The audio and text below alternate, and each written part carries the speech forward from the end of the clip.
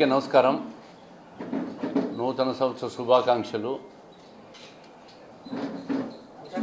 దాదాపుగా తెలుగుదేశం పార్టీ జాతీయ అధ్యక్షులు చంద్రబాబు నాయుడు గారు, అదేవిధంగా జాతీయ ప్రధాన కార్యదర్శి నారా లోకేష్ గారు, రాష్ట్రంలో ఉన్న మిగతా నాయకులు అందరూ కూడా నాపై ఒక నమ్మకంతో 12 సంవత్సరాలుగా జిల్లా పార్టీ అధ్యక్షునిగా పనిచేసే అవకాశం ఇచ్చారు. ఈ 12 సంవత్సరాల కాలంలో పార్టీ కోసం రాగద్వేషాలకు అతీతంగా నిరంతరం పనిచేశాను.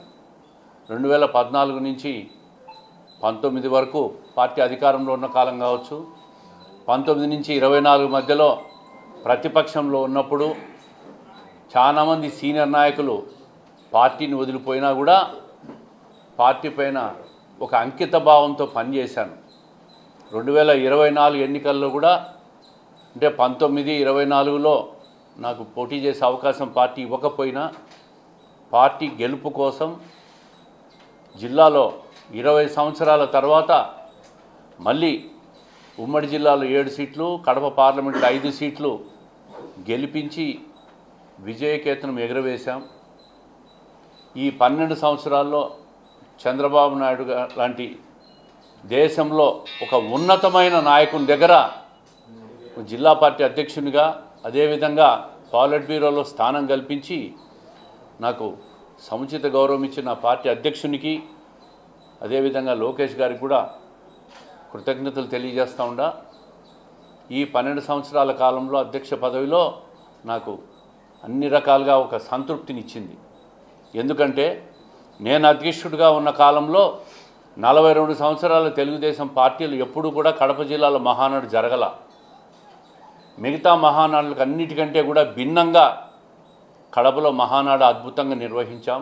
జిల్లా నాయకులందరి సహకారంతో, అన్ని వర్గాల ప్రజలతో, సామాన్య కార్యకర్త నుంచి ఎమ్మెల్యే స్థాయి నాయకుడి అందరి సహకారంతో కూడా అద్భుతంగా మహానాడు జరిపాం.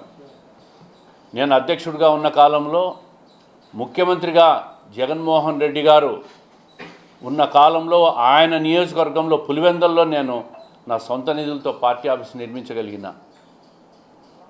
ఏ కార్యకర్త నా దగ్గరికి వచ్చినా జిల్లా కేంద్రంలో ఆప్యాయంగా పలకరించి వాళ్ళ కష్టాన్ని విని చేతనైనంత సాయం చేయగలిగిన. ఎక్కడా కూడా పార్టీయే తప్ప సొంత వర్గాన్ని ఏర్పాటు చేసుకోకుండా నిరంతరం పార్టీ కోసం పనిచేసిన ఈ 12 సంవత్సరాల్లో నాకు అన్ని రకాలుగా కూడా ఒక సంతృప్తినిచ్చింది. పార్టీ కూడా నా కుటుంబ సభ్యురాలైన నా శ్రీమతికి కడప నియోజకవర్గంలో టికెట్ ఇచ్చి గెలిపించేదానికి కూడా తెలుగుదేశం పార్టీయే కారణం.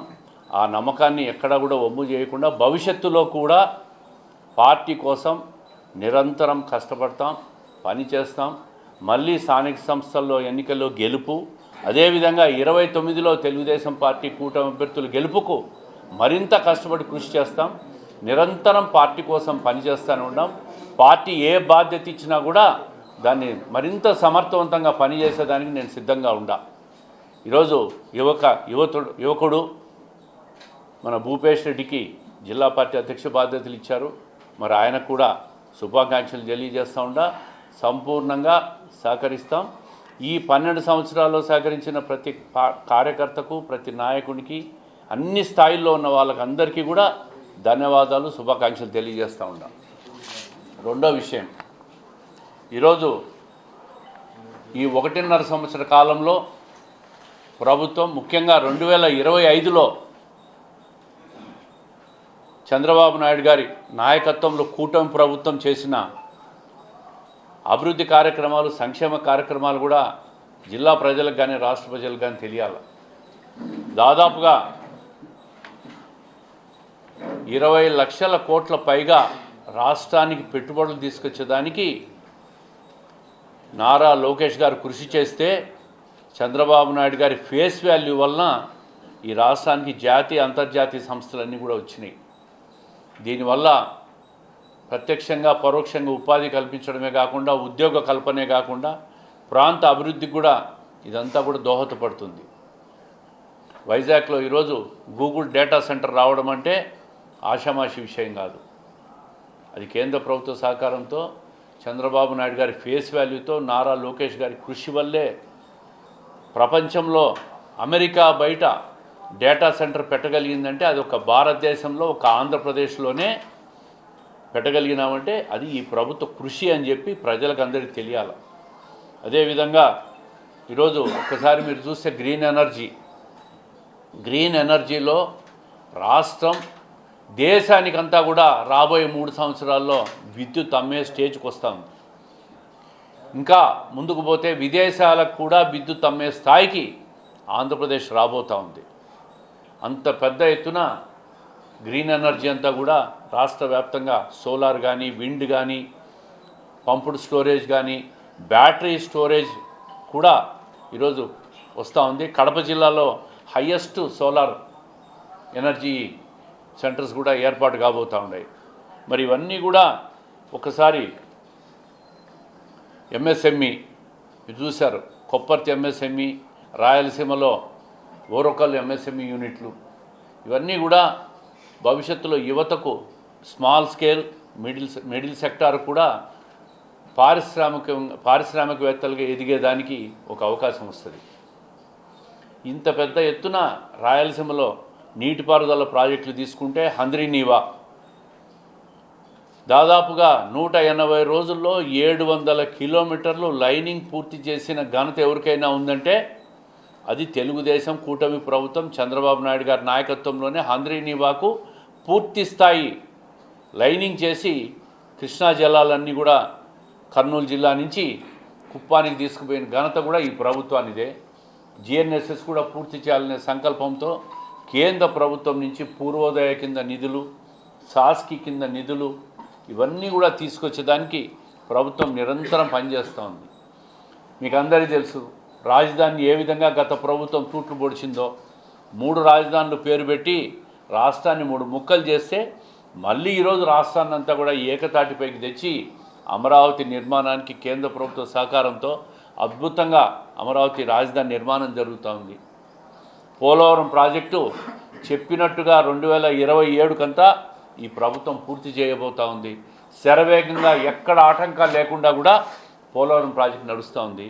రాయలసీమలో పెండింగ్ ప్రాజెక్టులు పూర్తి చేసేదానికి కూడా రూపకల్పన జరుగుతూ ఉంది. ఇన్ని పెద్ద పెద్ద కార్యక్రమాలన్నీ కూడా ఈ ప్రభుత్వం వచ్చిన తర్వాత చంద్రబాబు నాయుడు గారు చేస్తున్న విషయాన్ని కూడా ప్రజలకు గుర్తు చేస్తూ ఉన్నాం. సంక్షేమంలో దేశంలోనే నెంబర్ 1 ఏ ప్రభుత్వం అంటే అది ఆంధ్రప్రదేశ్ ప్రభుత్వం అని గర్వంగా మేము చెప్పుకోగలుగుతూ ఉన్నాం. 4,000 రూపాయలు పెన్షన్ ఇస్తున్న ప్రభుత్వం ఏదైనా ఉందంటే 29 రాష్ట్రాల్లో ఏకైక రాష్ట్రం ఆంధ్రప్రదేశ్ రాష్ట్రం. పక్క రాష్ట్రాలు ఎన్ని రాష్ట్రాలు తీసుకున్నా కూడా 2,000 రూపాయలు దాటడం లే. ఈరోజు పేదలకు అన్ని రకాలుగా 4,000 రూపాయలు పెన్షన్ ఇస్తూ 1వ తేదీ 100% పెన్షన్ల పంపిణీ కార్యక్రమం కూడా పూర్తి చేస్తున్న ప్రభుత్వం తెలుగుదేశం ప్రభుత్వం.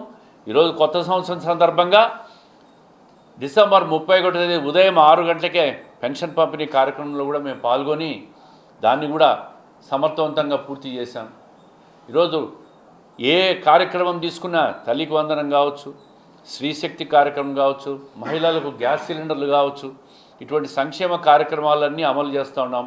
ఆటో వాళ్ళకు సంవత్సరానికి వాళ్ళ ఖర్చుల కింద నిధులు ఇస్తూ ఉంటాం. అన్ని రకాల సంక్షేమ కార్యక్రమాలు ఈ ప్రభుత్వం చేస్తూ ఉంది. గత ప్రభుత్వం చూస్తే ఇప్పటికీ మనం చూస్తూ ఉన్నాం. 1.5 సంవత్సర కాలంలో దుమ్మెత్తిపోస్తూ ఉండరు, విష ప్రచారం చేస్తూనే ఉన్నాడు మాజీ ముఖ్యమంత్రి జగన్మోహన్ రెడ్డి గారు.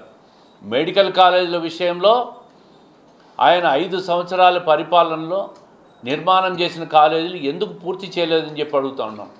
ఈరోజు నీ వల్ల ఆర్థిక పరిస్థితి రాష్ట్రం భ్రష్టు పట్టిపోయింది, దివాలా తీసింది. అందుకే పీపీపీ మోడల్లో మెడికల్ కాలేజీలు పూర్తి చేయాలనే సంకల్పంతో ప్రభుత్వం ముందుకు పోతూ ఉంటే ఆ కాలేజీ వాళ్ళని బెదిరిస్తూ ఉండవు, టెండర్లు వేసే వాళ్ళని బెదిరిస్తూ ఉండవు, నేను వస్తే జైలుకు పంపుతూ ఉంటావు. నియమాగా తప్పులు చేసి ఎవరు జైలుకు పోరు, అందరూ కూడా మంచి పనులు చేస్తూ ఉంటారు కాబట్టి మంచి కార్యక్రమాలు జరుగుతూ ఉంటాయి. ఈరోజు రాష్ట్రంలో 95% ప్రజలు ప్రభుత్వం అమలు చేస్తున్న పీపీపీ విధానాన్ని సమర్థిస్తూ ఉంటారు. కేంద్ర ప్రభుత్వం కూడా పీపీపీ విధానాన్ని సమర్థిస్తూ ఉంది. దేశ విదేశాల్లో కూడా ఆర్థికంగా కష్టాల్లో ఉన్న దేశాల్లో కూడా పబ్లిక్ ప్రైవేట్ పార్ట్నర్షిప్తో అనేక కార్యక్రమాలు జరుగుతూ ఉన్నాయి. పీపీపీ కింద రోడ్లు, నేషనల్ హైవే కింద రోడ్లు కేంద్ర ప్రభుత్వం చేయలేదా? ప్రైవేట్ పబ్లిక్ పార్ట్నర్షిప్తో నేషనల్ హైవే రోడ్లు గతంలో కేంద్ర ప్రభుత్వం పూర్తి చేయలేదా? పీపీపీ మోడల్ను తప్పని ఏ విధంగా మాట్లాడతారు వీళ్ళు? అవగాహన లేకుండా మాట్లాడుతూ ఉంటారు. ఆ మెడికల్ కాలేజీలన్నింటినీ సొంతం చేసుకునే దానికి జగన్మోహన్ రెడ్డి గారు కుట్ర పన్నే ఈ విధంగా అధికార పార్టీ మీద దుమ్మెత్తి పోసి ఏదైతే పారిశ్రామికవేత్తలు ముందుకొచ్చి ఈ మెడికల్ కాలేజీలను డెవలప్ చేయాలని చూస్తూ ఉంటారో వాళ్ళందరినీ కూడా నువ్వు బెదిరించి ఆ కాలేజీలన్నీ కూడా రేపు మళ్ళీ నేను వస్తా, అవన్నీ నాయే, ఆ కాలేజీలన్నీ నేను సొంతం చేసుకుంటాననే పరోక్ష రీతిలో హెచ్చరికలు జారీ చేస్తూ ఉండవు. ఈ 1.5 సంవత్సర కాలంలో ప్రభుత్వం చేసిన అన్ని మంచి కార్యక్రమాలు విమర్శించేదానికి తప్పు దొరక్క నిరంతరం బురజల్లే ప్రయత్నం చేస్తూ ఉంటారు. 1 కోటి సంతకాలని మాట్లాడతారు. ఎవరు పెట్టారు? ఇళ్లలో కూర్చొని మీరు బుక్కులు రాసుకొని సంతకాలు పెట్టి గవర్నర్ దగ్గరికి లారీలు తీసుకుపోతారా? మీ 1 కోటి సంతకాల బుక్కులన్నీ కూడా రేపు సంక్రాంతి భోగి పండగల్లో నిప్పు పెట్టుకునే దానికి కూడా సరిపోవని చెప్పి నేను తెలియజేస్తూ ఉన్నా. ఈరోజు ఈ ప్రభుత్వం చేస్తున్న కార్యక్రమాలు, కేంద్ర ప్రభుత్వ సహకారం ఇవన్నీ చూసి ఓర్చలేక మీ నాయకులు, మీ దగ్గర పనిచేసిన మాజీ మంత్రులు, మాజీ ఎమ్మెల్యేలు నకిలీ సారాలో ఇరుక్కుపోవడం, తిరుపతిలో కల్తీ లడ్డు విక్రయాలు, కల్తీ నెయ్యి విక్రయాలు ఇరుక్కోవడం, ఎక్కడ చూసినా పరకామణి చోరీ వ్యవహారాలు, ఇవన్నీ కూడా చూస్తూ ఉంటే కేవలం గత 5 సంవత్సరాలు మీరు అవినీతి చేసి సంపాదన కోసమే అధికారంలోకి వచ్చారు తప్ప ప్రజల కోసం, ప్రజా సంక్షేమం కోసం మీరు అధికారంలోకి రాలే. ప్రజలు ఒక ఛాన్స్ అని చెప్పి మీకు ఒక అవకాశం ఇస్తే రాష్ట్రాన్ని నాశనం చేశారు, సర్వనాశనం చేశారు. ఈరోజు అక్కడి నుంచి బయటపడి ఈ 1.5 సంవత్సర కాలంలో ఎక్కడా ఎటువంటి పొరపాట్లు లేకుండా ప్రజలకు సంక్షేమం అందిస్తూ రాష్ట్రాన్ని సంపద దృష్టించే దిశగా ఈ రాష్ట్రం ముందుకు పోతూ ఉంది. రాబోయే 10-15 సంవత్సరాలు ఈ కూటమి ప్రభుత్వానికి, చంద్రబాబు నాయుడు గారి నాయకత్వంలో రాష్ట్రానికి మళ్ళీ అవకాశం ఇస్తే దేశంలో 2047 కంతా ఆంధ్రప్రదేశ్ రాష్ట్రం నెంబర్ 1 రాష్ట్రం కాబోతుంది. ప్రజలు దీన్ని అర్థం చేసుకొని మళ్ళీ ఈ కూటమి ప్రభుత్వానికి అధికారం ఇవ్వాలా. రాబోయే కొత్త సంవత్సరంలో కూడా మరింత అభివృద్ధికి ఈ రాష్ట్రం ముందుకు పోతుంది. దాన్ని కడప జిల్లాను అన్ని రకాలుగా అభివృద్ధి చేసేదానికి మనం అన్ని రకాలుగా కష్టపడతాం, కృషి చేస్తాం. ఈ సందర్భంగా కూడా ఒంటిమిట్ట, సిద్ధవటం 2 మండలాలు మీరందరూ చూశారు. సమాచార లోపం వల్ల, చిన్న పొరపాటు వల్ల అవి మళ్ళీ ఆ జిల్లాకు పోతూ ఉంటే ముఖ్యమంత్రి గారికి నివేదించా. ప్రజల ఆకాంక్ష, ప్రజల అవసరాలు, భౌగోళిక పరిస్థితులు, శాస్త్రీయ విధానంతో ఆలోచన చేసి ఈ ప్రాంతాన్ని కడప జిల్లాలో ఉండాలని చెప్పి స్వయంగా కోరాం. వాళ్ళందరినీ తీసుకుపోయిన తర్వాత ముఖ్యమంత్రి గారు కూడా అర్థం చేసుకొని, ఎంటైర్ క్యాబినెట్ కూడా అర్థం చేసుకొని ఒంటిమిట్ట, సిద్ధవటం 2 మండలాలను కూడా కడపలో ఉంచేదానికి అంగీకరించారు. ఒంటిమిట్ట రామాలయం కడప జిల్లాదే అని గర్వంగా భవిష్యత్తులో చెప్పుకుంటే మనకందరికీ కూడా గొప్ప అవకాశం అని చెప్పి, మరి అదేవిధంగా ఇంకా మరింత లోతుగా శాస్త్రీయంగా ఆలోచించి రాజంపేటను కూడా నియోజకవర్గాన్ని కూడా కడపలో కలిపారు ఆయన. ఇదొక మంచి నిర్ణయం.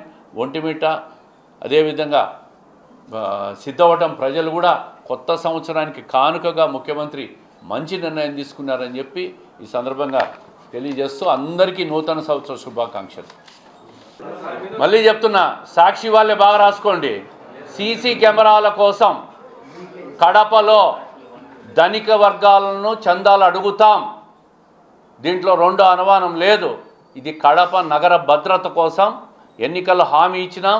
2017-18లో నా సొంత నిధులు 50 లక్షల రూపాయలు ఖర్చు పెట్టి సీసీ కెమెరాలకు ఇచ్చినా నేను. ఈరోజు సాక్షి వాడు ఒక 5-10 మంది నన్ను దుష్ప్రచారం చేస్తే మేము భయపడతామనుకుంటానువా? భయపడే క్వశ్చనే లేదు.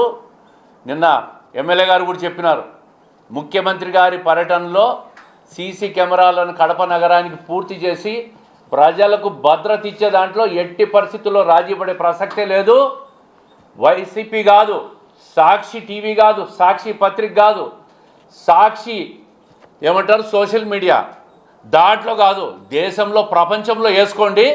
మేము ప్రజలు చందాలు ఇచ్చే నిజాయితీ పరులైన నగర భద్రతను కాంక్షించే వాళ్ళు ఎవరైనా, మీరు కూడా పత్రికా సోదరులు కూడా ₹1 చందా ఇచ్చినా నేను తీసుకుంటా, ఇవ్వండి. దానికి అకౌంటబిలిటీ ఉంది.